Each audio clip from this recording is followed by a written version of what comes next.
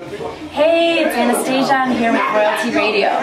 We just finished my little interview, and you guys can check me out at facebook.com/AnastasiaA or twitter.com/AnastasiaA. And make sure you get my single. It's called Kiss and Tell. It's available on iTunes. Okay?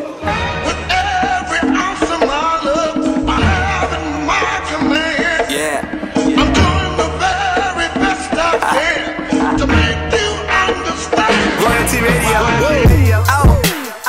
DJ Andre 905.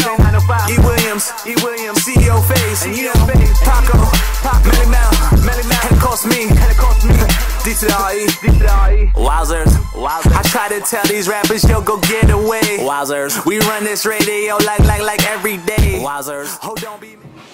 Of course, right now we've got a very talented young lady in the building, just chilling. Of course, with music in the family, it was just a matter of time before she decided to, make a career of it for herself. She's here on Royalty Radio. She's here to give us a few secrets. With her Kiss and Tell song being released on iTunes today, welcome to Royalty Radio.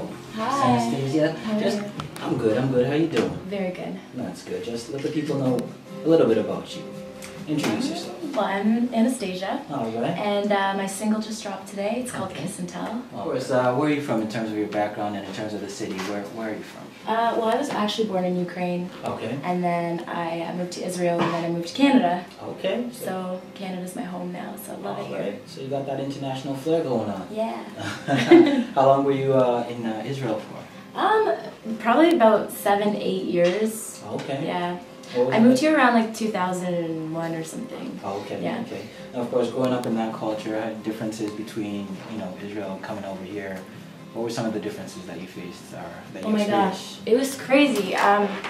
Israel's insane. It's just like bombs and kids running around on the street and everything. Like, doesn't really matter. Here, it's just awesome and safe and fun. And yeah, I don't know. It's different. Like, different culture shock for sure. It's always nice to have role models in life. A lot of times we look to our parents as role models. Yes. Of course, in your case, your father is a drummer. Yeah. How did he inspire you both on a personal base and in terms of music? My dad's amazing. He's been drumming all his life. He took me on tour when I was a very young girl. We went around the world, the entire world. Okay. By the time I could speak, we were like already done tours. I was like, what? It's not fair.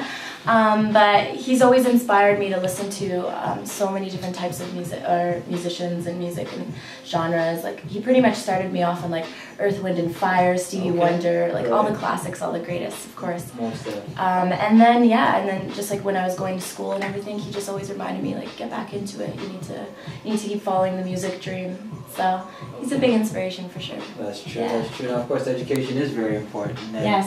When you have that musical talent, you sometimes want to take the shortcut to fame and just run away and see if you can make it all happen at once. Yeah. How important was it for you to actually complete school and then decide, okay, you know what, I'll take music out? It was so important. It was #1 for sure, which is kind of weird coming from like a musician standpoint. You're like, what? No, music's #1. But I really had to ensure like that I had my schooling out of the way. So I did I think like 7-8 years of university. So What were you taking in university? Clinical neuropsych. Okay, that sounds pretty complicated in itself. It was crazy. But now it's done and I can focus on my dreams. So okay, so in case need be, that's something you could fall back on if you need it. Yeah. That's right. That's why education is very important. You need to have You're also a writer. Yes. Singing versus writing, which one came first? Writing. Writing always came first. It was just something that always felt natural and everything. And then when people started telling me, oh, your songs are good, it just kind of clicked in my head. I'm like, oh, maybe I can do this. Like, maybe I can do this, so I'm going to try it. So that's kind of where I'm at right now. Okay. Definitely. Do you remember the very first song you wrote? Probably about a boy in school. I don't know, something silly, like maybe like a heartbreaker song, something like about heartbreak, probably. Okay. Yeah. In terms of your writing, because you write your own songs, when you start to write a song that you think is going to be a hit, how hard is it for you to keep it versus to look for someone to shop it to? It sucks. I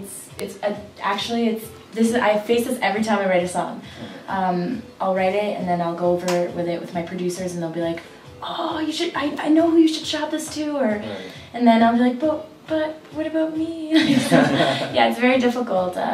So I don't know, I kind of just put different times aside. Like I'll put a week aside and I'm like, okay, I'm gonna work on my material, and then like as things come in or whatever, like different requests come in, then I'll work on other people's. But yeah, it's hard. You're part of the BMMG family. Yeah, BMMG. How did this association happen?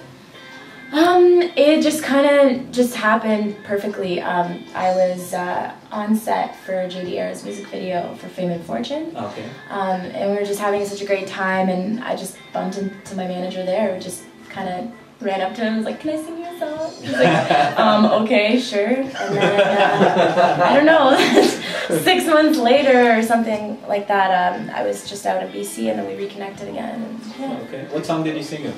I don't even remember. I was so scared. I ran up to them in these little high heel shoes, in this little music video girl outfit, and I'm like, hi, and there's like 12, 20 of them. They're all like big posse. I'm like, hi, I'm Anastasia. So tiny and just like, I don't know. They were nice. They were actually really nice to me. They took pictures in their Blackberries and everything. What? So yeah, I don't know. We've just always trusted each other and kind of never gave up on each other, so here we are. Of course, speaking about music, today you released a song entitled Kiss and Tell. Yes. What was the whole thought process behind the song? Kiss and Tell is just, it's pretty much about like when you meet a guy and you like him a lot and everything's like going right and everything's great, but then he goes to his guy friends or everybody and then he just starts talking about the stuff that you guys did, or oh we did this, we did that, or we went, you know what I mean. So it's kind of about like not having to talk about it and just kind of like let the relationship like develop. Okay. So it's kind of about that.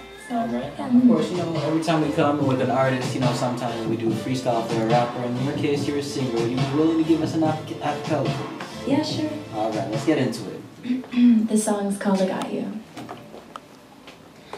I can't believe it's not love. I can't believe it's hard love for you. You put your arms around me. I know you just confused me. You do. Don't lie to me when all that I see is you loving me. And I can't believe you got all of my heart. You walked all over me just when I couldn't see. That's a little